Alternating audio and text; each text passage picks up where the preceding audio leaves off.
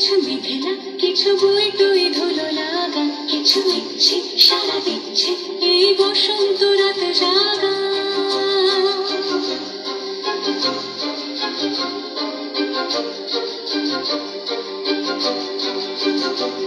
মম চিত্তে আস ফিরতে আজ পলাশ ফুলের কাব্য, নিতে নিতে চিনতে শুধু তোমার কথাই ভাববো।